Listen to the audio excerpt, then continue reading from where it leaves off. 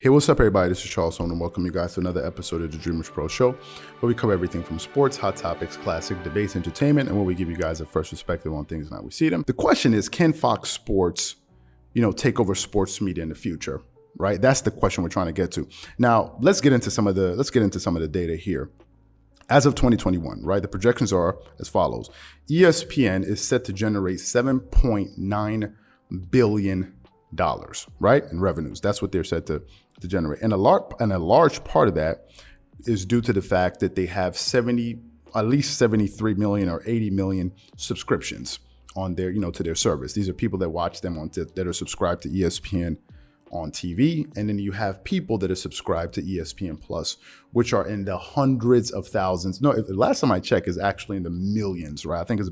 Last time I checked, I think it was about 5.5 and maybe 6 million subscriptions, right? And those are people paying about $8.97 per month. You do the math, right? ESPN is a juggernaut when it comes to making money, but a lot of their revenue, a chunk of their revenue, comes from TV ad spend. Now, if you look at Fox Sports, on the other hand, trying to get some of the information as far as the numbers around Fox Sports was quite difficult, right? Because they combine everything into one pot. I was trying to find some conclusive data for FS1, Fox Sports 1, but it was a little bit difficult to find this information. Now, as of 2021, the company is set to make, at least this is according to the report that I read on investors.foxsportscorporation.com. You guys can go hunt this information out there. It's public. They're going to make $12.91 billion. Note, that figure that I just read off to you combines many different wings or whatever it is, or many different sectors of their sports products. Of their media products. You're looking at Fox Business, you're looking at Fox News, and then they're also including Fox Sports. So you combine all three of these products together, and this is the number that it yields after doing that. So long story short, both of these companies are making a lot of money. So now I want to focus on a different aspect. Now that we've kind of looked at some of the numbers, rough numbers, right?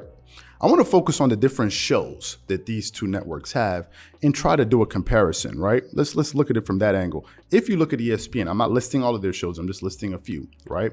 ESPN has shows like ESPN First Take, obviously, Around the Horn, PTI, Pardon the Interruption, the new show that they just made with Max Kellerman, This Just In with Max Kellerman, that's a new show. They have Get Up, they have NBA Countdown, they have Sports Center, and so many other shows, right? This is just some of the shows that this network has. Then if we look at Fox Sports, they also have their own suite of shows, right? You have Skip and Shannon's Undisputed, you have The Herd with Colin Cowherd, you have First Things First, you have Speak for Yourself, and you have Fox NFL Sunday, right?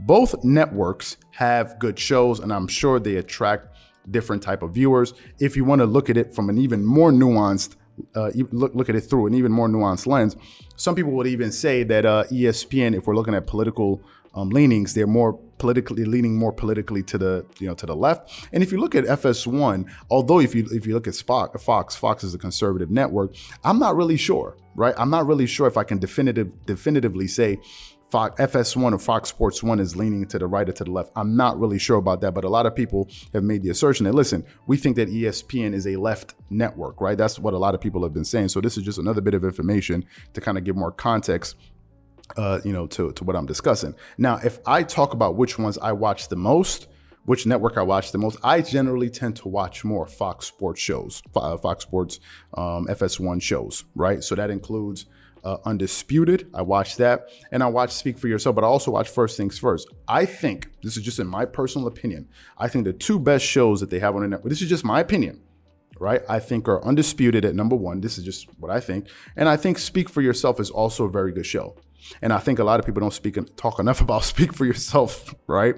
I think Marcellus Wiley and Emmanuel Acho, these guys put on a show, man. I watch a lot of their segments, and these guys, man, first of all, both guys are extremely sharp. They're good at arguing each other's points, and they come up with some very, very good points, right? And they're also very charismatic and entertaining. And these guys are quite nimble on their feet. If you watch Marcellus Wiley and Emmanuel Acho, these guys do a fantastic job. So I really like these two guys, but this is just my personal preference. Obviously, some people will disagree. Some people like other shows. I heard somebody say the other day in our comments section that they said, no, the best show on Fox Sports 1 is, The Herd with Colin Cowherd, right? And that's what that person thinks. And they have every right, to that. However, I also want to get into strategy. I want to get into strategy a little bit. From the outside looking in, this is just my opinion, it seems as if ESPN is more focused on basketball content. I could be wrong, but this is what it seems like. And if that is in fact their focus, right? Not focus meaning they're, disregarding other type of content, but if that's their focus, it would be a very smart one. Why? Because the NBA is the third largest sport in the world. Number one, you have soccer, which is the biggest sport in the world. There's no surprise to that. Right? I don't think anybody would be surprised to hear that. The number two sport in the world, meaning the most viewed sport in the world, is not the NFL or anything like that. It's actually cricket.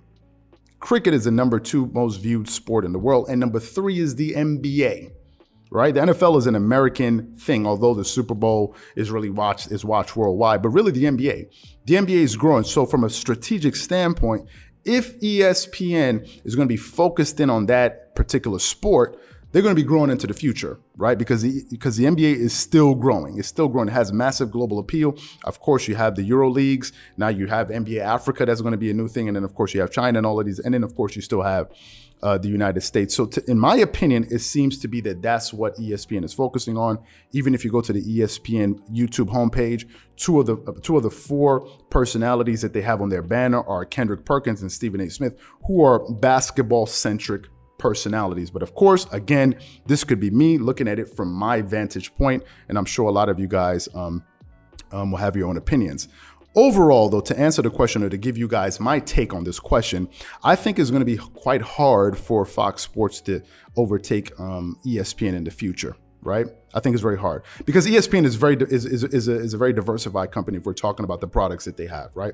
I haven't even gotten into ESPN Plus. That's a major revenue source for them. I'm not sure if Fox Sports 1 has something like that. And this is the reason why I said prior, and I'm gonna say it again while we try to, we're trying to learn from the big boys, is ESPN Plus is one of the things that made us come up with Dreamerspro Max, right? Dreamerspro Max is an iteration on that, right? So if we're looking at the different things that they have going on, if we look at all of the shows, ESPN has a lot of shows that I didn't even mention. A lot of shows.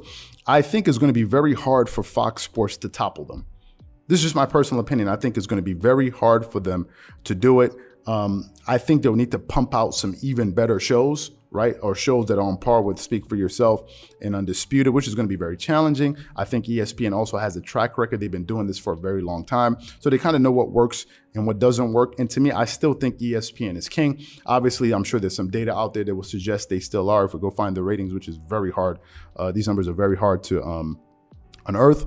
But to me, this is what I think. So what I want to know from you guys is, number one, do you think that these guys will be able to take the top spot from ESPN in the future? And if you do think so, how do you think they're going to be able to do that? Whatever you guys think, please leave your thoughts and comments in the comment section below. Again, if you enjoy the video, be sure to make sure you go ahead and hit the like button, hit the subscribe button, and hit the notification bell to be notified whenever we drop our content. Once again, this is Charles here from Dreamerspro. Wishing you guys an amazing day and catch you guys on the next episode.